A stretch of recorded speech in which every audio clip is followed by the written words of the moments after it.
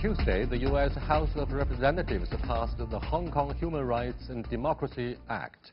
It will require the U.S. government to review whether the city is sufficiently autonomous from Beijing to justify its special trading status under U.S. law. China has responded that this is interference in its internal affairs, and countermeasures will be enacted to safeguard Chinese sovereignty, security, and development interests. So how will the bill affect China-U.S. relations? What benefits does the U.S. believe it can derive from trying to get involved with China's internal affairs? And what can be done to bring Hong Kong's protests to an end? To discuss these issues and more, I'm happy to be joined in the studio by Professor Zhang Wei, co-director of Institute for Human Rights at China University of Political Science and Law, and Anna Tangen, current affairs commentator.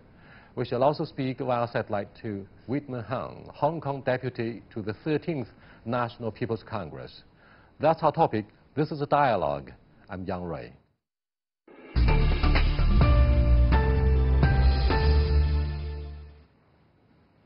Welcome to Dialogue. Professor Zhang, how will the bill affect the future of Hong Kong? It's hard to say at this moment because this is a new issue we are facing now. The first act about Hong Kong was passed in 1992. So in the recent time, for a long period of time, between China and U.S., human rights was not connected with trade for a long time. But this will be after 1993, when trade was singled out, human rights was singled out from trade issues. This is the first time that... During the Bill Clinton administration? Yes. So this will be the first time that for U.S. to use human rights as excuse to put financial sanctions or trade sanctions. Anna? That's not technically true. I mean, they've done it in other countries. If you start looking at Iran and Venezuela and other places, they have done it, but this is the first time with China.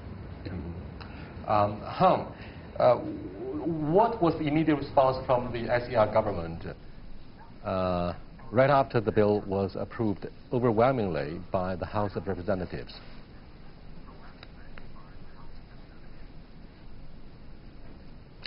I think the SAR government already issued a statement basically saying they are disappointed that the House has passed such legislation. It didn't mention too much about other things, not on a legal basis, but they're basically saying Hong Kong is still remain autonomous, it's remain a free trade environment, and all the other things under one country, two system has not changed.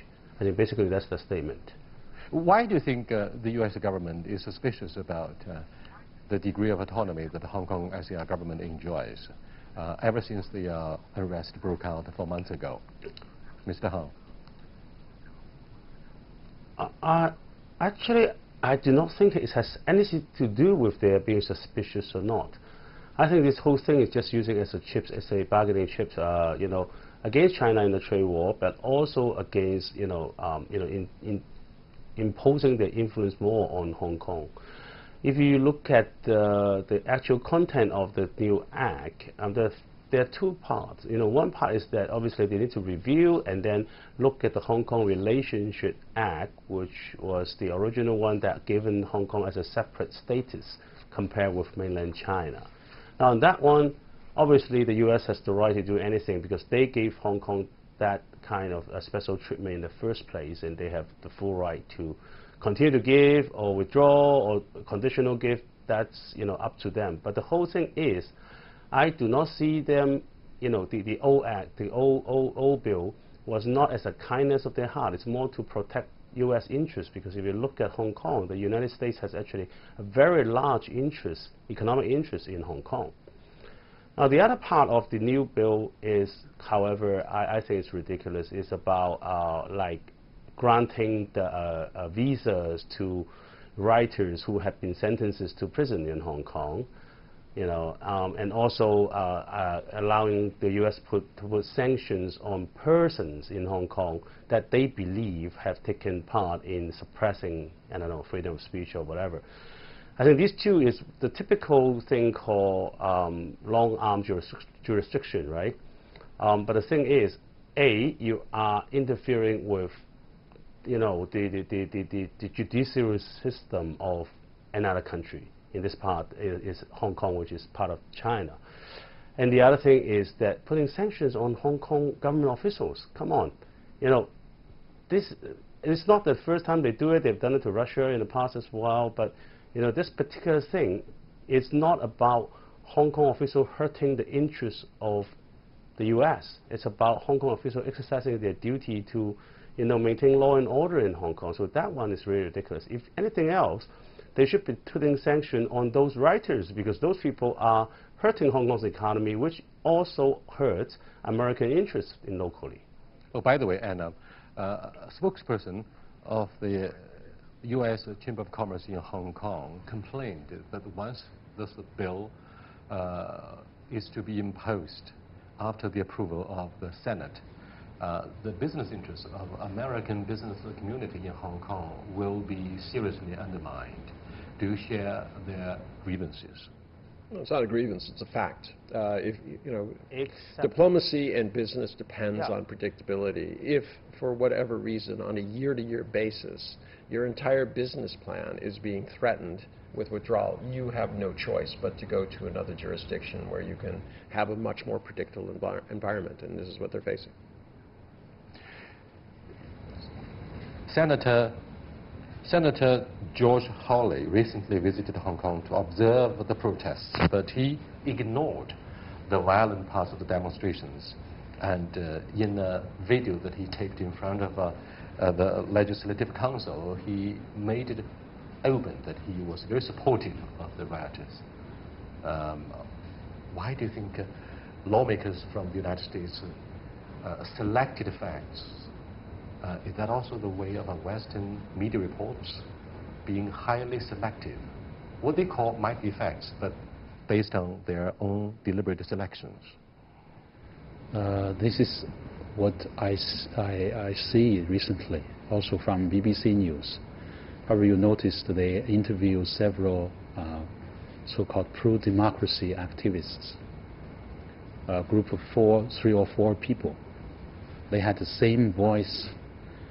In my opinion, as a public radio, you have to have the responsibility as a journalist to, professional ethics, that you present the full picture.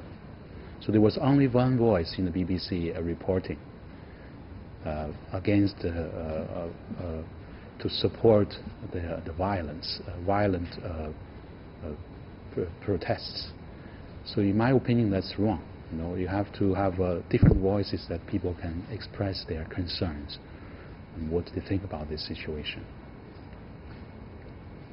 It seems the principle of impartiality has been affected. Anna, let's look at some of the acts of violence by young people in Hong Kong. The neck of a cop was slashed with a razor, and a homemade bomb was detonated for the first time in Hong Kong protests on Sunday. Luckily, the bomb didn't go off, causing no damage or injuries, but the police warned that similar bombs could be easily delivered to hurt the innocent and to damage the public property. It's terrorism. I mean, if you're setting off bombs, you're attacking the police, you're trying to intimidate. So what is the whole definition of terrorism? I am using illegal means and terror to try to get my particular ends and means across. You know, there's a lot of going back and forth in the Western press. Right now, China's problem, quite frankly, is that they face a megaphone, a lot of megaphones, and China has only a couple of voices that are speaking for it. So you're being drowned out by the popular selective media that claims that these are peace-loving demonstrators who are simply asking for a little bit of democracy. That is not the case. They have switched from a group who originally coalesced around this idea that they didn't like an extradition treaty, which was very reasonable, and when they got that taken away, they immediately switched to this idea that Hong Kong should be an independent republic governed by a democracy. They're attacking the very basic laws that they say are being violated by China. But the hypocrisy of this is not being met by the press, as you pointed out, my colleague pointed out. It's very selective. They only say what they want to say. And quite frankly, it's being bought up, especially in the U.S. This bill was passed by voice vote with no one opposing it. All right? So it went through extremely cleanly through the things. No one called for a vote. No one said no. And it will go to the Senate. It'll probably be passed quite quickly and then go to the President's desk. You know, Mr. Hong, many observers in Chinese mainland may have been surprised that this bill has been approved by the House overwhelmingly without conducting any serious policy hearings, because once a law is to be approved, lawmakers would invite policymakers, witnesses, or whatever, whoever involved in the game. They would be summoned to the House or the Senate for a policy hearing. But so long as I'm concerned, no such things have been conducted seriously to review what we call procedures of justice. Now, what do you think of the way the bill was approved by the House in the first place, and very quickly it's expected to be adopted by the Senate? Yeah, I share the same observation. I mean, I think they have already some hearing of this self-crowned protest leader Joshua Wong, who, you know, hasn't even studied in a college or had any job in his life. I do not think they have invited anybody from, for example, the Hong Kong SAR government or the pro-government camp, our legislators or, you know, people like myself were never invited to go. I think it's just a whole political stand. They want to have it, and they're going to have it, quick way. If you look at, I mean, one ironic thing, if you look at the Facebook of this, the senator just said who visited Hong Kong, while he was showing his video about, you know, peaceful protests, a lot of people are sharing on his Facebook real protest videos, real violence videos, people throwing, you know, gasoline bombs, people hitting people, innocent people, not hitting the police, but hitting like a normal pass-by pedestrian who doesn't share the same view. And there were a lot of criticism on his Facebook as well, including those from local Americans saying, well, why don't you go back to your own state and mind your own business, because we have a lot of problem here, and why are you spending your time over Hong Kong? So I think that the problem, of course, is that, you know, the media is biased, and you know, when I was young, I was told, you know, when you swear in the court, you say the truth, the whole truth, and nothing but the truth, right? So any partial truth or anything more than the whole truth is a lie. Okay, so I think what we are seeing here is that, you know, certain Western media really, they are not reflecting the whole truth, and sometimes they're adding a bit more on top of the truth as well. So that from I used to work for an American firm. I know most Americans, they watch a few key, you know, medias, and to them, Hong Kong is so far away. You know, they don't pay a lot of attention, quite frankly. Look, Mr. Huang, we have different pictures about what's going on in Hong Kong. On the one hand, we see and feel anger of the SAR government and some of the so-called pro-mainland newspapers. But on the other hand, I was told privately that there's a weird, eerie silence that fell on a majority of the Hong Kong residents regarding the extreme violence of the rioters. It seems, now, this different voice, a voice different from the Chinese mainland and SAR government in Hong Kong, says probably there has been a high degree of sympathy, if not support, for those rioters on certain issues. Now, I was quickly told that Carrie Lam, the chief executive of Hong Kong SAR government, has promised to do something, for example, to alleviate the poverty, to fix the problem of housing shortage. Now, she has promised many, many things. Dozens of measures will be rolled out quickly to solve the concerns of young people and those rioters. Mr. Hu Xijin, editor-in-chief of Global Times, went to Hong Kong and had the private interview with 5 or 7 student representatives. Most of them, if not all of them, could have been rioters. And they agreed to talk with him and said anger and extreme violence would be the only option after all others have been exhausted. What do you think of, say, the true voice? What's wrong with the media in Hong Kong? And why do we have, or why have we had conflicting reports about the realities in Hong Kong?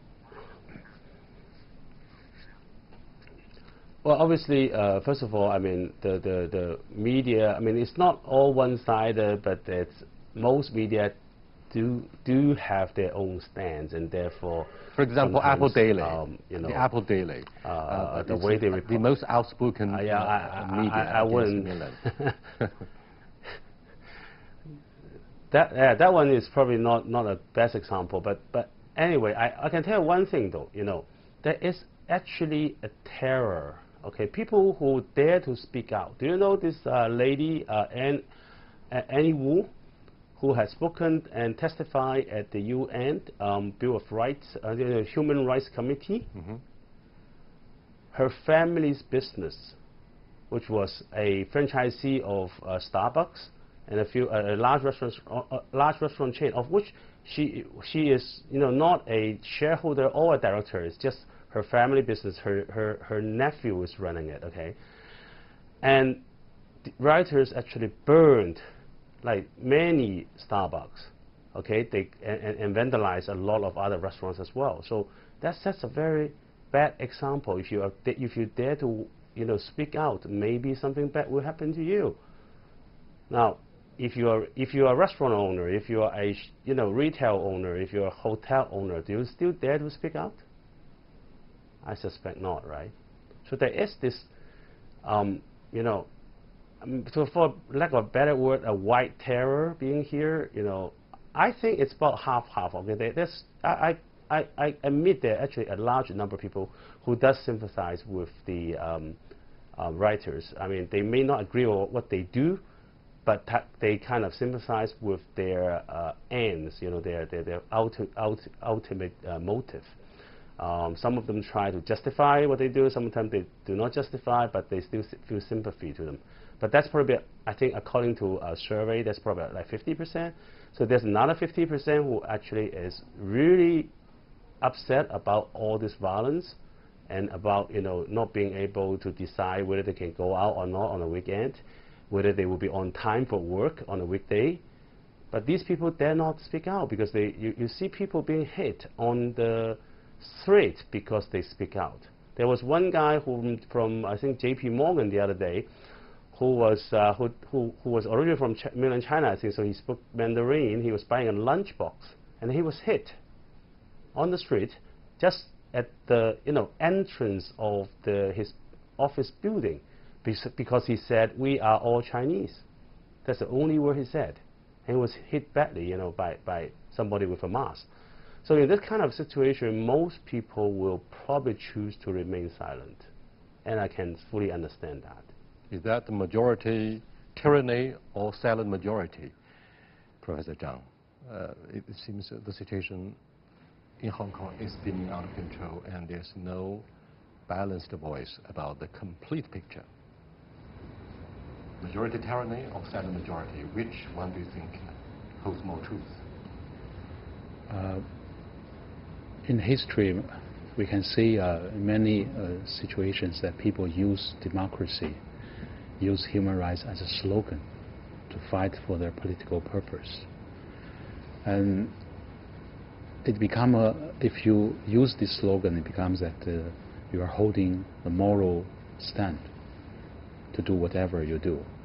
For most Western countries, they try to ignore the fact that when there's a violent acts inside of protests, they ignore this part. They say, okay, they are pro-democracy, they are defending for their human rights, but they ignore the rest part. But if the same things happen in their own country, they would use their legislative, they will use their judicial power to calm down the situation. For example, if you hurt the police in the United States, we can ask our colleague from the United States. It's a very heavy crime, right? Well, it's not a crime. A police officer is justified to shoot you, to use deadly force if they feel that they are in danger. Now, that does not mean that they've been hit. It simply means that if you were masked, all right, armed, and were standing across from them, and you start walking towards them, they have every justification to shoot you, and they could not be held accountable in a court of law, because the standard is only how did the officer feel at the time. Now, we've seen police brutality in the U.S. We've seen it other places. I'm not saying that there's nothing going on in Hong Kong, but if a bunch of people stood in front of you for 19 weeks, taunting you, beating you, something like that, what are the likelihood that at some point you would reach a flashpoint and strike out at them? The issue is who is starting this, all right? These kids are having a reign of terror. You heard it from our colleague in Hong Kong. They are simply brutalizing people to get them to agree to what they want. Now, I don't care if there's a silent majority. I don't care if everyone agreed with this. The fact is, you cannot do that. You cannot claim that you are in favor of a law and order society and then stoop to these tactics. And the international press, at some point, will have to come to a reckoning with the fact that there's going to be blood on their hands when people start actually dying. Over a course of 250 years in U.S. history, we've had Bill of Rights, First Amendment, Second Amendment, many laws to protect civil liberty and human rights. Now, something that is controversial in the United Nations in particular is that human rights know no boundaries. It's above sovereignty. I wonder, Anna, you agree that intervention within internal affairs regarding human rights in developing countries could be justified? Sure. It can be justified in terms of genocide. We saw that with Rwanda. We saw that in Serbia. When a group of people starts to terrorize and kill on a systematic basis its own people, yes, the international community should step in. But it should be through a process by which the international community meets and they agree that this is the only alternative. It is not the first alternative to go in and destabilize an existing, legitimately elected government. That is the option of the people. Now, when you get to this universal rights of man, this is something that was developed during the Renaissance period and thereafter, this idea that there was a natural state of man. Now, the fact is there are cultural differences, and we know that. In the West, we prize individualism a little bit higher than collectivism, e.g. the individual in society. But in the East, it is quite different. The emphasis is more on the collective, and the individual is respected about to that. These are different assumptions. It's not good or bad, but you cannot say that there's a universal voice and standard for all people. We would spend hours and hours discussing the definition of human rights and the freedom of speech. But just a few days ago, a senior manager of NBA, Daryl Morey, complained about what he called freedom of Hong Kong, and immediately he was confronted with a boycott or an appeal of boycott against the NBA in China. Of course, this has somehow been reversed, and Tencent has agreed to broadcast the NBA performances in China. Well, having said this, on the Chinese media here in the mainland, Mr. Hung, people were talking about, yes, you can have the freedom of speech, but you've got to be aware of the consequences. Now, taking Western intervention with the conflicts and the ethnic cleansing, whatever you call it, in Africa as an example, you saw exodus of asylum seekers from North Africa and some of the war-torn countries in the Middle East to European continent. And the Turkish government has accepted 3.8 million refugees. Germany, 1 million. Many other members of European Union have accepted thousands upon thousands of migrants, I mean, asylum seekers or refugees. So what do you think of the freedom of intervention? Do you think the international society should be licking the wounds and take this into their curriculum, policy papers? So what should be done to make sure nothing of this would be repeated easily, despite the glow of humanitarian intervention in the case of Rwanda in 1994, for example?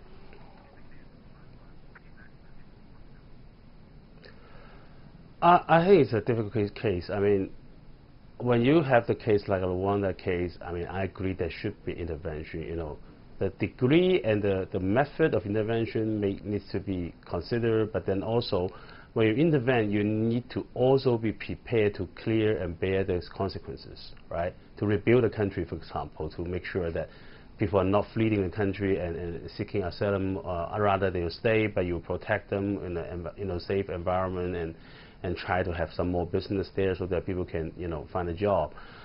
I think that there's a certain different degree, I think, when you say human rights, I mean, there's a different kind of human rights. I mean, when you see people are being, you know, tortured and killed, that is one thing, okay? When the people has a different kind of election system than the one you have in the U.S. Oh, by the way, Mr. If you Han, call that a, did you guys have any rights human rights or democracy prior to 1997, the handover of the sovereignty? Did you have any serious exercise of democracy and the freedom of speech in Hong Kong? I mean, how? No. No? Well, democracy, no. Freedom, yes. Freedom of speech, sometimes. You know, it's difficult. It's a different days those days. I mean, you know, we have seen obviously cases of the local British Hong Kong governments shutting down newspapers or suing newspaper owners because, you know, they didn't like what they published. Not very often, but I've seen some examples of that. The Bill of Rights was passed just before the handover. Okay, before that, there was nothing about protecting human rights in Hong Kong.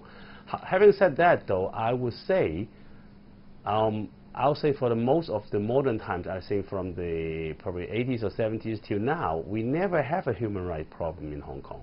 Not before the handover, not after the whole handover. Mr. Han, before we conclude this discussion very quickly, an ordinary person on the street. Before we conclude this discussion very quickly, Mr. Han, let me ask you one simple question. It might sound a little bit tough. Do you believe those angry young protesters, or you may call them rioters, would be likely to become asylum seekers in the Chinese mainland, or they would become fighters of IRA that we saw in the 1970s and 80s? I suspect it will be neither. Okay, neither. They won't be asylum seekers, obviously, because I don't think any countries. Yeah, neither. And I don't think they. I think they would just become unsatisfied resident. After a while, I mean, they still have to move on with life. I think that is what they should face, the fact that, you know, most people, politics is not a career, okay, and not to mention that going on riots on the street, that's definitely not a career. Thank you so much. So the young man who's less than neck of a cop is likely to face years of imprisonment behind the bars, whatever the glow of his excuses in fighting for freedom. I'll see you next time. Goodbye.